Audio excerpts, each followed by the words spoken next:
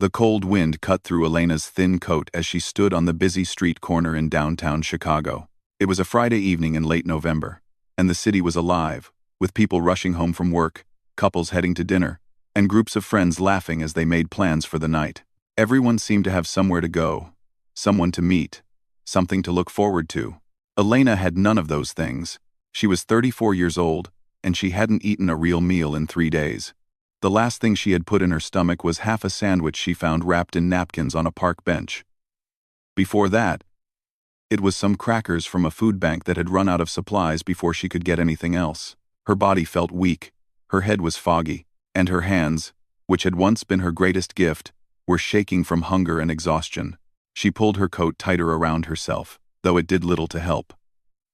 The coat had holes in both pockets, and the zipper had been broken for months. She had found it in a donation bin outside a church last winter. It was 2 sizes too big, but it was better than nothing. At least it covered her arms.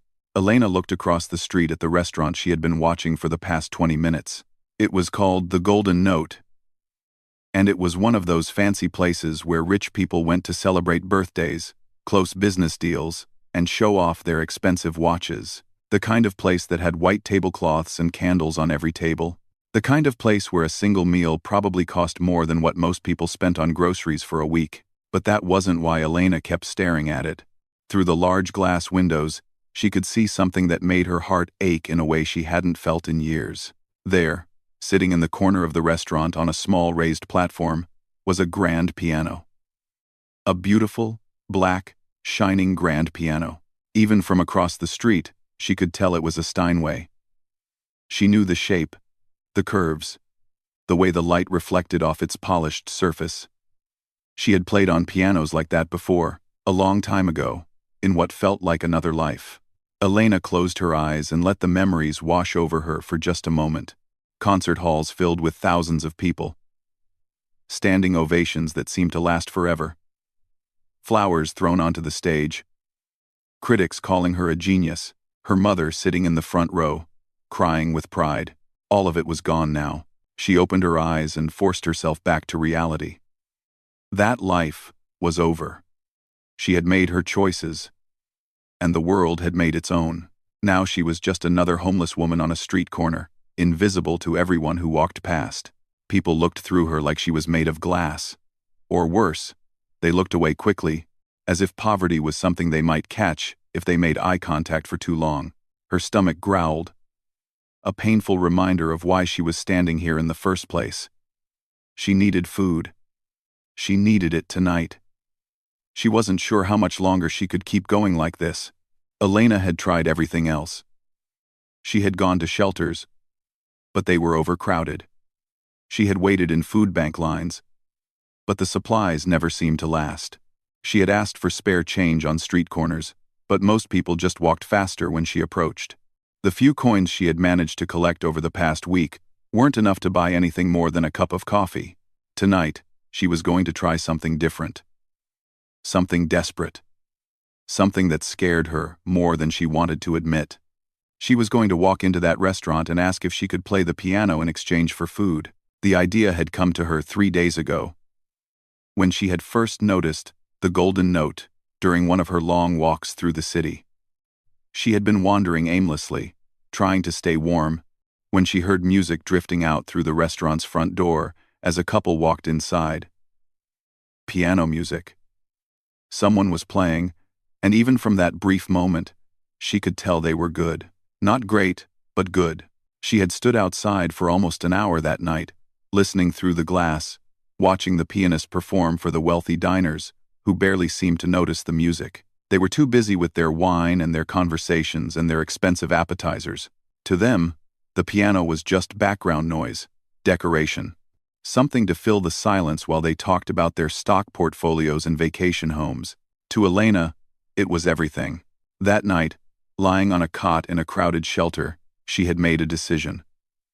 If she could just get inside that restaurant and play one song, maybe they would give her something to eat. Maybe they would see that she had value, that she wasn't just a homeless woman begging for scraps, that she had something to offer. It was a crazy plan. She knew that. Restaurants like the Golden Note didn't let people like her through the front door. let alone touch their instruments. They would probably call the police before she even finished her first sentence. But she was out of options, and somewhere deep inside her, beneath all the pain and the shame and the years of suffering, there was still a tiny spark of the person she used to be. The person who had once played for kings and presidents. The person who had made audiences weep with nothing but her fingers and 88 keys. Maybe that person wasn't completely dead yet. Elena took a deep breath and started walking toward the restaurant. Her legs felt unsteady, and she had to concentrate on putting one foot in front of the other. The hunger was making her dizzy. The cold was making her slow. But she kept moving. When she reached the front door, she paused. Through the glass, she could see the warm glow of the interior. Crystal chandeliers hung from the ceiling. Well-dressed servers moved between tables, carrying plates of food that smelled so good she could almost taste them from outside. The piano sat empty now. Whoever usually played must have been taking a break. This was her chance. She pushed open the door and stepped inside. The warmth hit her immediately, wrapping around her like a blanket. For a moment, she just stood there, letting her frozen body soak in the heat. It felt so good that she almost forgot why she had come. Then she saw the way people were looking at her. A couple near the entrance stopped mid-conversation and stared. A waiter carrying a tray of drinks nearly tripped as he did a double take. An older woman in a fur coat wrinkled her nose like she had smelled something rotten. Everywhere Elena looked, she saw the same expression. Confusion. Disgust.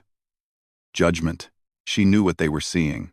A woman in torn clothes and dirty shoes, unwashed hair pulled back in a messy ponytail, a face that had aged 10 years in the past 3. She didn't belong here. Everything about her screamed that she didn't belong here. A young hostess approached her with a tight, uncomfortable smile. She was pretty, with perfect makeup and a perfectly pressed uniform. Her name tag said, Brittany, in elegant gold letters. "Can I help you?" she asked. Though, her tone made it clear that helping was the last thing she wanted to do. Elena opened her mouth to speak, but her voice came out as barely a whisper. She cleared her throat and tried again. "I was wondering. I saw you have a piano. I can play. If you would let me perform, even just one song, I would be grateful for anything. A meal, some bread, anything you can spare." The hostess stared at her for a long moment, then let out a small laugh. Not a kind laugh, the kind of laugh that comes from disbelief and superiority. "You want to play our piano?" she repeated loudly, loud enough for nearby tables to hear. Several diners turned to watch. Elena felt her face grow hot with shame, but she stood her ground. "Yes," she said quietly. "Just one song, please." Before the hostess could respond, a man in a dark suit appeared beside her. He had slicked back hair and the kind of confident posture that comes from being in charge. His eyes swept over Elena with cold assessment, taking in every detail of her appearance and finding it all lacking. "Is there a problem here?" he asked. The hostess gestured toward Elena with a smirk. "This woman wants to play the piano. For food." The man raised his eyebrows. Then, slowly, a smile spread across his face. But it wasn't a kind smile. It was the smile of someone who had just found entertainment. "Is that so?" he said, looking directly at Elena. "Well, this should be interesting." The manager's smile made Elena's stomach turn. She had seen that kind of smile before. It was the smile of someone who wasn't laughing with you, but at you. The smile of someone who saw you as entertainment rather than a human being. But she was too hungry to turn back now, too desperate to let her pride get in the way. So she stood her ground and waited for whatever was coming next. "Let me understand this correctly," the manager said, clasping his hands behind his back like a teacher addressing a misbehaving student. "You walked into my restaurant, looking like this? And you want to play our piano? The Steinway Model D that sits on that stage?" Elena nodded. Her throat felt tight, but she managed to speak. "I know how it sounds, but I can play. I've been playing my whole life. If you just give me a chance, I can show you." The manager looked at the hostess, and they shared a knowing glance. Then he turned back to Elena, with that same cruel smile. "Do you have any idea how much that piano costs?" he asked. "It's worth more than most apartments in this city. We have a professional pianist who performs here every weekend. He trained at one of the best music schools in the country, and you think you can just walk in off the street and take his place?" "I'm not trying to take anyone's place," Elena said quietly. "I just want to play one song. That's all. One song, and then I'll leave. I won't cause any trouble." By now, the entire restaurant had gone quiet. Conversations had stopped. Forks had been set down. Every pair of eyes in the room was fixed on the scene unfolding near the entrance. Elena could feel the weight of their stares pressing down on her shoulders. She wanted to disappear. She wanted the floor to open up and swallow her whole, but she didn't move. A man at a nearby table leaned back in his chair and called out, "Hey, let her play. This is the most entertainment we've had all night." His friends laughed. One of them, a woman with diamonds dripping from her ears, added, "Yes. Let's see what she can do. I could use a good laugh before dessert." More laughter rippled through the restaurant. Elena felt her cheeks burn with humiliation. These people didn't see her as a person. They saw her as a joke. A circus act, something to amuse them while they finished their $100 steaks. The manager seemed to consider it for a moment. He looked around the room at his wealthy patrons, all of them watching with eager anticipation. Elena could almost see the calculation happening behind his eyes. If he threw her out, the show would be over. But if he let her embarrass herself on stage, his customers would have a story to tell at their next dinner party. "You know what?" he said finally. "Why not? Let's give the people what they want." He gestured toward the piano with an exaggerated bow. "Please. The stage is yours. Show us what you've got." Smarty 17. Smarty 17. Elena's heart started pounding. This was it. This was the moment she had been waiting for. But now that it was here, she felt a wave of fear wash over her. What if she couldn't do it? What if her fingers had forgotten how to play? It had been so long since she had touched a real piano. Years. The last time she had played was at her mother's funeral. And that memory was so painful, she had tried to bury it deep inside herself. She took a shaky breath and started walking toward the stage.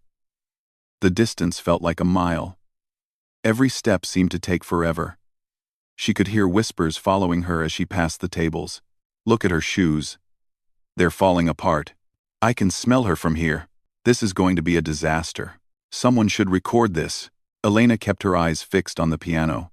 She didn't look left or right. She didn't acknowledge the cruel words floating around her.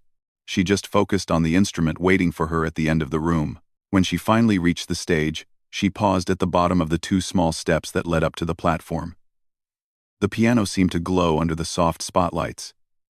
It was even more beautiful up close. The black lacquer finish was so polished she could see her own reflection in it. A reflection she barely recognized anymore. She climbed the steps slowly, her worn-out shoes making soft sounds against the wood. When she reached the piano bench, she stopped and just stared at the keys for a moment. 88 of them, white and black, waiting. Behind her, someone shouted, "Come on, get on with it. We don't have all night." More laughter. Elena sat down on the bench. It was cushioned and comfortable, nothing like the hard chairs and cold floors she had been sleeping on for the past year. She adjusted her position, moving closer to the keys. Her hands were still trembling. From hunger, from nerves, from something deeper that she couldn't name, she looked out at the audience. Dozens of faces stared back at her. Some were smirking. Some were already holding up their phones, ready to capture her failure. The manager stood near the bar with his arms crossed, waiting for her to crash and burn so he could sweep up the pieces and throw her out. For a moment, Elena thought about running, just getting up and walking out the door and never looking back. She could find food somewhere else. She could figure out another way to survive. She didn't need to humiliate herself in front of these people who had already decided she was worthless. But then she looked back at the piano, and something inside her shifted. This instrument had been her whole world once. It had been her voice when she didn't have words, her comfort when she was sad, her celebration when she was happy. She had spent 10,000 hours with her fingers on keys just like these. She had poured her entire soul into the music that flowed through her hands. These people thought she was nothing. They thought she was just a homeless woman who had wandered in from the street, too stupid to know her place. They expected her to fail. They wanted her to fail, but they didn't know who she was. They didn't know what she could do. Elena placed her fingers on the keys. The ivory felt cool and smooth beneath her fingertips. Familiar, like coming home after a very long journey. She closed her eyes, and she remembered. She remembered her mother sitting beside her at the piano when she was 5 years old, guiding her tiny hands to play her first simple melody. She remembered the hours of practice, day after day, year after year. She remembered her first recital, her hands shaking so badly she thought she would faint, but somehow making it through. She remembered the competitions she won, one after another. She remembered the standing ovations, the tears of strangers who said her music had touched their souls. She remembered the concert in Warsaw where she had played the most beautiful performance of her life. She remembered the gold medal they had placed around her neck. She remembered her mother's face in the audience, glowing with pride. And she remembered the day everything fell apart. The diagnosis, the hospitals, the bills that never stopped coming, the desperate choices she had made to save the woman who had given her everything, the funeral, the grief that swallowed her whole, the slow slide into darkness that had brought her here, to this moment, in a restaurant full of strangers who saw her as nothing but a beggar. All of it ran through her mind in the space of a few seconds. All the joy, all the pain, all the love and loss that had shaped her life. Then she opened her eyes, and she began to play. The first note rang out clear and pure, cutting through the noise of clinking glasses and murmured conversations like a knife through silk. It hung in the air for a moment, perfect and alone. Then came the second note, and the third, and then a cascade of sound that seemed to pour from the piano like water from a broken dam. Elena had chosen to play Chopin's Ballade No. 1-inch G minor. It was one of the most difficult pieces in the classical piano repertoire. A piece that took years to master. A piece that separated good pianists from great ones. And from the very first measure, something in the room began to change. The smirks started to fade. The phones lowered. The whispers died. One by one, every person in that restaurant stopped what they were doing and turned to watch the woman at the piano. Because what they were hearing was impossible. It didn't make sense. This couldn't be the same homeless woman who had stumbled through their door just minutes ago.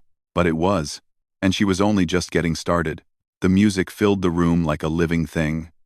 It started soft, almost like a whisper, drawing people in before they even realized what was happening.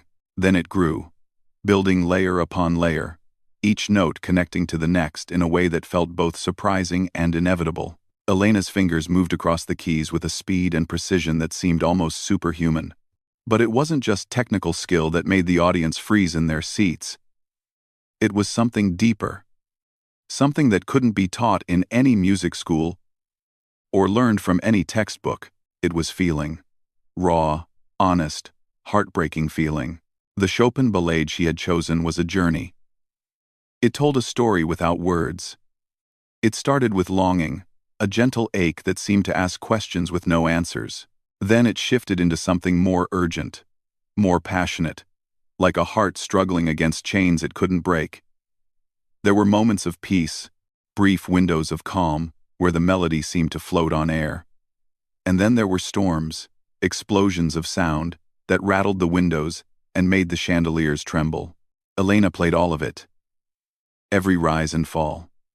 Every moment of beauty. And every moment of pain. She played like she was telling the story of her own life. Through the music. And in a way, she was. The people in the restaurant had never heard anything like it. Not here.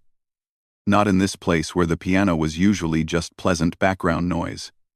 The regular pianist who performed on weekends was good, everyone agreed on that. He played smooth jazz and popular songs that made people tap their feet while they ate their salmon and sipped their wine. But this was different. This was something else entirely. The man who had called for her to play, the one who wanted a laugh with his steak, sat completely still. His fork was frozen halfway to his mouth, a piece of meat slowly getting cold on the end of it. His eyes were wide, locked on the woman at the piano like he was seeing a ghost. The woman with the diamond earrings had stopped laughing. Her hand was pressed against her chest, and her eyes were glistening with tears she didn't understand and couldn't explain. All around the restaurant, similar scenes were playing out. Conversations had died. Phones had been lowered. Even the servers had stopped moving, standing motionless with trays balanced on their hands, too captivated by the music to remember their jobs. The hostess who had laughed at Elena just minutes ago was now watching with her mouth slightly open, her perfectly made-up face showing an emotion she rarely felt in this place. Shame. She was feeling shame for how she had treated this woman, and the feeling was growing stronger with every note that filled the air. And the manager. The man who had invited Elena to play so his customers could mock her, so they could all share a laugh at the homeless woman's expense. He stood frozen by the bar, his arms no longer crossed, his confident posture completely gone. His face had gone pale. His eyes were fixed on the piano, and his expression had shifted from smugness to something that looked almost like fear, because he was realizing, along with everyone else in that room, that they had made a terrible mistake. They had judged this woman by her clothes and her hair and the dirt on her shoes. They had decided she was worthless before she ever opened her mouth. They had looked at her poverty and seen nothing but failure. They had been so wrong. Elena didn't see any of this. Her eyes were closed, and she was lost in the music. Lost in a world where nothing existed except the keys beneath her fingers and the sounds they created. Tears were streaming down her face, but she didn't wipe them away. She couldn't. Her hands were too busy weaving magic. She thought about her mother as she played. Her mother who had sacrificed everything to give Elena a chance at her dreams. Who had worked double shifts at a factory so she could afford piano lessons. Who had driven Elena to competitions across the country in a car that broke down more often than it ran. Who had sat in the front row of every single performance, beaming with pride even when Elena made mistakes. Her mother, who had gotten sick, who had needed treatments that cost more money than Elena had ever seen, who had begged Elena not to give up her career, not to sell everything, not to throw away everything she had worked for. But Elena had done it anyway. Because how could she not? How could she stand on stages and accept applause while her mother suffered in a hospital bed? So she had sold her apartment, her beautiful Steinway, her concert dresses, everything she owned. She had paid for the treatments, one after another, emptying her bank account, then going into debt, then borrowing from everyone she knew. She had fought with everything she had to keep her mother alive, and it hadn't been enough. Her mother had died anyway. On a cold Tuesday morning in February, holding Elena's hand, whispering that she was proud of her, that she had always been proud of her, that the music Elena made was the most beautiful thing in the world. After that, Elena had fallen apart. The grief had crushed her. She stopped playing. She stopped eating. She stopped leaving her apartment. The bills piled up. The debt collectors called, and one day, she looked around and realized she had nothing left. No money. No home. No reason to get out of bed. She had drifted after that. From shelters, to park benches, to subway stations. A ghost of the person she used to be. The world moved on without her, and nobody noticed. Nobody cared. She was just another invisible face in a city of millions. But the music had never left her. Even when she had nothing, she still had the melodies in her head. The compositions she had memorized over a lifetime. The feeling of keys beneath her fingers, even when there was no piano to play. And now, finally, she was playing again. For the first time in years. On a Steinway even more beautiful than the one she had once owned. In a room full of people who had expected her to fail, the piece was reaching its climax now. The music surged like a wave crashing against rocks. Elena's hands flew across the keyboard, striking chords that seemed to shake the very air. It was fierce and wild, and absolutely breathtaking. Then, slowly, it began to calm. The storm passed. The melody softened. The final section of the ballade was like a farewell, a gentle letting go. It was sad, but also peaceful, accepting, like watching the sun set on the last day of a long journey. Elena played the final notes with her eyes still closed. The last chord hung in the air, fading slowly, reluctantly, like it didn't want to leave. And then there was silence. Complete, total silence. For a long moment, nobody moved. Nobody breathed. The restaurant was frozen in time, every person trapped in the spell of what they had just witnessed. Then, from somewhere in the back of the room, someone started to clap. It was slow at first. Just one pair of hands, breaking the silence like a single raindrop before a storm. Then another pair joined in. And another. And another. Within seconds, the entire restaurant erupted. People were standing up from their tables. They were clapping so hard their hands must have hurt. Some of them were crying openly, tears running down their faces without any embarrassment. The woman with the diamond earrings was sobbing into her napkin. The man who had wanted a laugh was shaking his head in disbelief, applauding like his life depended on it. The servers were clapping. The hostess was clapping, tears ruining her perfect makeup. Even the kitchen staff had come out to see what was happening, and they were clapping too. It was a standing ovation. A real one. The kind that Elena had received in concert halls around the world, in front of audiences who had paid hundreds of dollars to hear her play. But somehow, this one meant more. Elena opened her eyes and saw the crowd before her. She saw the tears, the awe, the respect that had replaced the contempt in their faces. She saw the manager standing by the bar, looking like he had just been hit by a truck. She didn't smile. She didn't bow. She just sat there on the piano bench, her hands resting on the keys, her face wet with tears.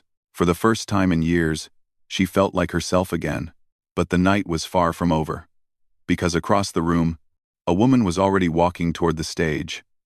A woman who had been sitting in a corner booth, quietly watching everything unfold.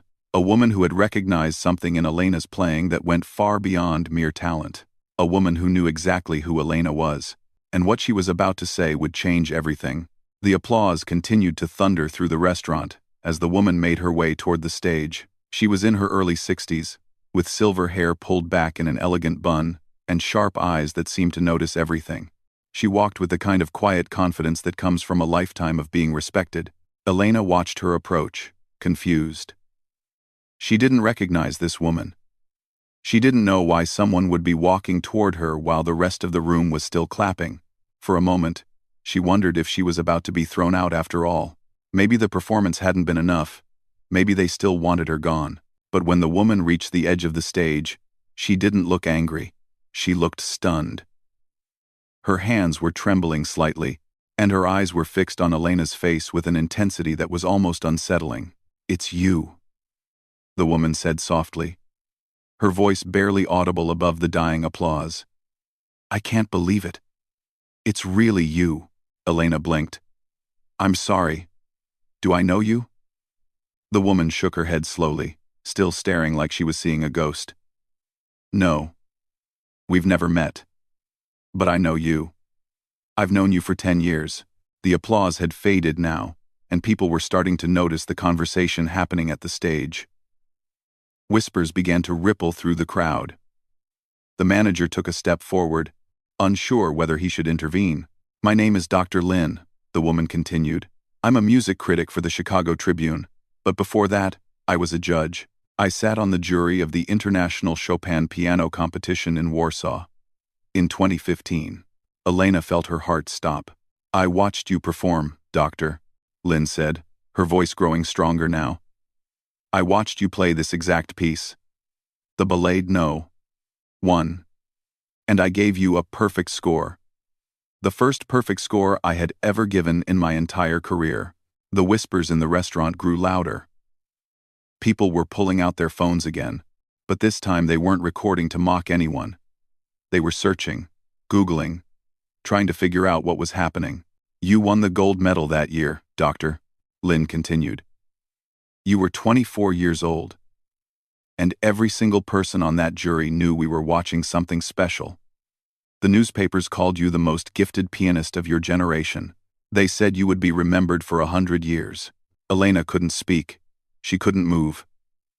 The memories were flooding back, overwhelming her. Warsaw, the competition, the medal they had placed around her neck while her mother cried in the audience. It all felt like a dream now. Like something that had happened to someone else. And then you disappeared, Doctor, Lynn said quietly. You canceled your concerts.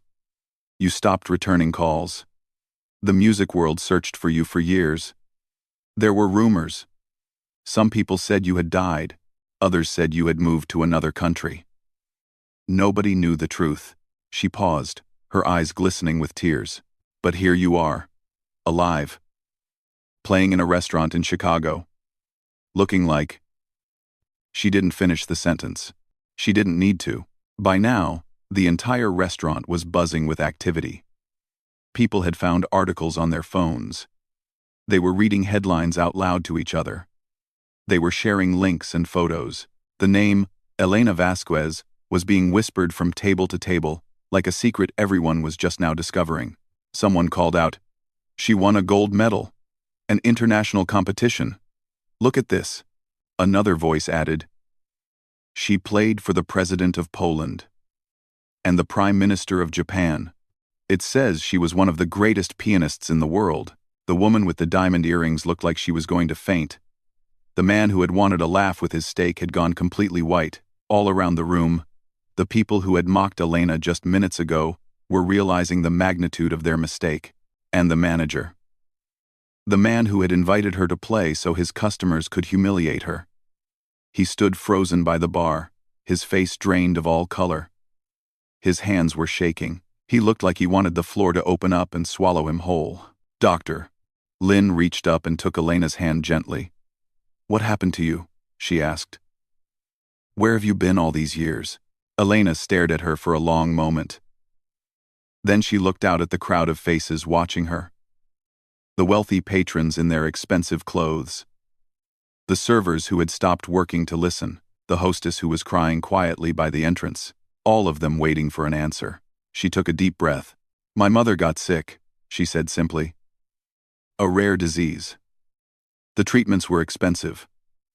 More expensive than anything I had." Her voice was steady, but there was a weight behind every word. "I sold everything. My apartment, my piano, my dresses, everything I had earned in my career. I used it all to pay for her treatment. I went into debt. I borrowed from everyone I knew. I did everything I could to keep her alive." The room was completely silent now. Not a single person moved. But it wasn't enough, Elena continued. "She died 3 years ago, and after that, I just fell apart. I couldn't play anymore. I couldn't do anything. The grief was too heavy. I lost my home. I lost my way. I ended up on the streets." She looked down at her hands. The same hands that had won gold medals and performed for world leaders. The same hands that were now rough and worn from years of hardship. "I've been homeless for 2 years, she said quietly. "I sleep in shelters when there's room. On benches when there isn't. I haven't touched a piano since my mother's funeral. Until tonight." Dr. Lynn was crying openly now. So were many others in the restaurant. Even some of the businessmen who had laughed earlier were wiping their eyes, looking ashamed and shaken. "You gave up everything for her," Dr. Lynn whispered. Elena nodded. "She gave up everything for me first. When I was a child, she worked 2 jobs so I could have lessons. She drove me to competitions in a car that barely ran. She believed in me when no one else did. She was my whole world." She paused, her voice breaking slightly. "I couldn't save her. But I couldn't let her die alone in a hospital while I stood on stages accepting applause. I just couldn't." The silence that followed was heavy with emotion. People were looking at Elena differently now. Not with pity, but with respect, with admiration, with something close to awe. This woman had been at the top of the world. She had achieved things most people could only dream of, and she had walked away from all of it, without hesitation, to be with the person she loved most. That wasn't failure. That was the purest kind of courage. The manager finally moved. He walked toward the stage slowly, his head down, unable to meet Elena's eyes. When he reached her, he stopped and stood there for a moment, clearly struggling to find words. "I'm sorry," he said finally. His voice was rough, barely above a whisper. "I'm so sorry. I didn't know. I shouldn't have. I mean, even if you weren't, I shouldn't have treated you that way. No one should be treated that way." Elena looked at him. She saw the shame in his eyes, the genuine regret, and she felt something loosen in her chest, something she had been carrying for a very long time. "You're not the first," she said quietly. "When you're homeless, people stop seeing you as human. They look right through you. Or they look at you like you're something dirty, something to be avoided." She paused. "But I'm still the same person I always was. I just don't have a home anymore. That doesn't make me less. It doesn't make anyone less." The manager nodded, tears forming in his eyes. "You're right. You're absolutely right." From across the room, Dr. Lin spoke up again. "Elena, the music world needs to know you're alive. There are people who have been looking for you for years. Conservatories, concert halls, recording labels. You could have your career back. You could have everything back." Elena was quiet for a long moment. She looked at the piano beside her, at the keys that had given her a voice when she had no words, at the instrument that had been her whole life for so many years. Then she looked back at Dr. Lin. "I don't know if I want everything back," she said honestly, "but I think I'm ready to play again." A small smile crossed her face, the first real smile she had worn in years, and somewhere in the back of the restaurant, someone had already hit the share button. The video of Elena's performance was about to go viral, and by morning, the whole world would know that the lost piano prodigy had finally been found. By the next morning, Elena's face was everywhere. The video had spread faster than anyone could have imagined. Someone in the restaurant had captured almost the entire performance on their phone.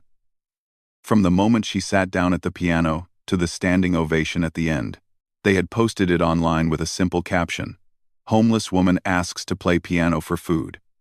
What happens next will leave you speechless." Within hours, it had been viewed millions of times. News stations picked it up. Websites wrote articles about it. People shared it with their friends, their families, their co-workers. By sunrise, Elena Vasquez was trending worldwide. The comments poured in by the thousands. "I'm crying at my desk right now. This is the most beautiful thing I've ever heard. How did the world lose track of someone this talented? Those people should be ashamed of how they treated her. She gave up everything for her mother. That's real love." Elena didn't see any of this at first. After the performance, Dr. Lin had insisted on taking her to a nearby hotel. She had paid for a room, ordered food from room service, and made sure Elena had everything she needed for the night. It was the first time in over 2 years that Elena had slept in a real bed. She had cried when she felt the soft sheets against her skin. Such a simple thing, but it felt like a miracle. She slept for 12 hours straight. When she finally woke up, her phone was buzzing. Dr. Lin had given her an old spare phone the night before, just so they could stay in touch. Now it was lighting up with notifications she didn't understand. Dr. Lin arrived at her door an hour later, carrying newspapers and a laptop. Her face was flushed with excitement. "You need to see this," she said, spreading the newspapers across the bed. Elena stared at the headlines. Her own face looked back at her from the front pages. "Lost piano prodigy found homeless in Chicago. The musician who gave up fame for love. From concert halls to street corners. One woman's incredible journey." She didn't know what to say. She didn't know what to feel. Over the next few days, the offers started coming in. Concert halls from around the world wanted her to perform. Recording labels wanted to sign her. Music schools wanted her to teach. Television shows wanted to interview her. Everyone, it seemed, wanted a piece of the woman who had captured the world's heart. Elena was overwhelmed. She had spent so long being invisible, being ignored, being looked through like she wasn't even there. Now suddenly, everyone wanted to see her. Everyone wanted to hear her story. It was too much to process. Dr. Lin helped her navigate the chaos. She screened the calls, sorted through the offers, and protected Elena from the more aggressive members of the media. She became a friend during those difficult days, someone Elena could trust when everything else felt uncertain. But even as the opportunities piled up, Elena found herself thinking about something else. Something that wouldn't leave her mind. She kept thinking about the shelter on 5th Street. The one where she had slept on a thin cot just a week ago. The one filled with people just like her. People who had fallen through the cracks of society. People who were hungry and cold and forgotten. People who had stories of their own, if only someone would listen. She thought about the man who always gave up his blanket for the older folks. The woman who shared her food even when she barely had enough for herself. The teenager who had aged out of foster care with nowhere to go. They were good people. Kind people. People who deserved better than what life had given them. And Elena realized that she couldn't just walk away from that. She couldn't take all these opportunities and forget where she had been. She couldn't stand on stages and accept applause while the people who had helped her survive remained invisible. 1 week after the video went viral, Elena returned to the Golden Note. This time, things were different. The hostess who had laughed at her was waiting at the door with a nervous smile and an apology that stumbled over itself. The servers watched her with wide eyes, unsure how to act around someone who had become famous overnight. The manager came rushing out of his office the moment he heard she was there. "Please," he said, his voice shaking. "Come in. Sit anywhere you like. Whatever you want. It's on the house. Forever." Elena shook her head. "I'm not here for a free meal," she said calmly. "I'm here to make a request." The manager nodded quickly, eager to do anything she asked. "The shelter on 5th Street," Elena said. "The people there are hungry. They're struggling. I want this restaurant to donate meals to them. Every week. Not leftovers. Real meals. The same food you serve to your paying customers." The manager didn't hesitate. "Done," he said immediately. "Whatever you need. We'll start this week." But Elena wasn't finished. "And I want you to partner with other shelters in the city. Not just one. As many as you can.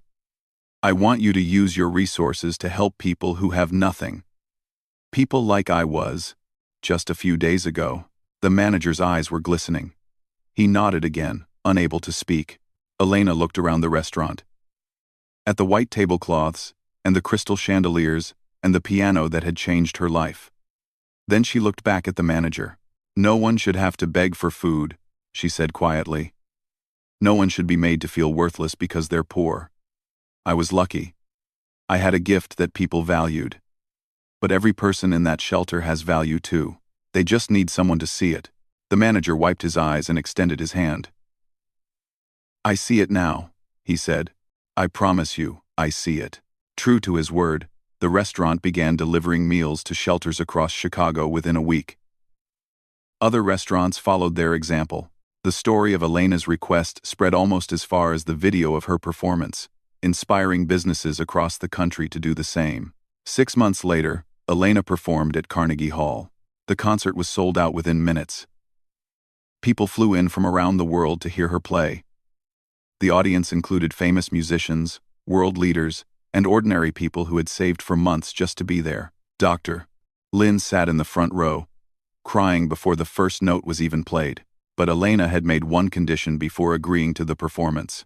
A portion of every ticket sale would go to organizations that helped homeless individuals, mental health services, job training programs, emergency shelters, housing assistance, all of it funded, in part, by the music she created. When she walked onto that stage, wearing a simple black dress instead of an expensive gown, the audience rose to their feet. They clapped before she had even touched the piano. They clapped for her talent, yes, but also for her courage, her sacrifice, her refusal to forget where she had come from. Elena sat down at the piano and looked out at the sea of faces. She thought about her mother, who had believed in her from the very beginning. She thought about the shelter and the people who had shared what little they had. She thought about the restaurant where she had been mocked and the transformation that had followed. Then she placed her fingers on the keys, and she began to play. The music that filled Carnegie Hall that night was unlike anything she had ever performed before. It was deeper, fuller. It carried within it all the pain and love and loss she had experienced. It was the music of someone who had touched the bottom and climbed back up. The music of someone who had lost everything and found something even more valuable in return. When the final note faded, the audience sat in stunned silence. Then the applause came, washing over her like a wave, filling the hall with thunder that seemed to shake the walls. But Elena barely heard it. She was thinking about something else. Something her mother had told her a long time ago, when she was just a little girl learning her first scales. Music isn't about being famous, her mother had said. It's about touching hearts. It's about making people feel less alone. Elena smiled through her tears as the audience continued to roar. She had lost everything once. Her career, her home, her mother. She had fallen so far that she thought she would never get up again, but she had found something in that darkness. Something more important than fame or money or applause. She had found her purpose, not just to play beautiful music, but to use that gift to lift others up, to make sure that the people who were forgotten, the people who were invisible, would never feel alone again. And from that day forward, every time she sat down at a piano, she carried that purpose with her, in every note, in every chord, in every song, because that was what her mother had taught her, and that was the legacy she would leave behind, a legacy of music, a legacy of love, and a legacy of never, ever, looking through someone as if they didn't exist.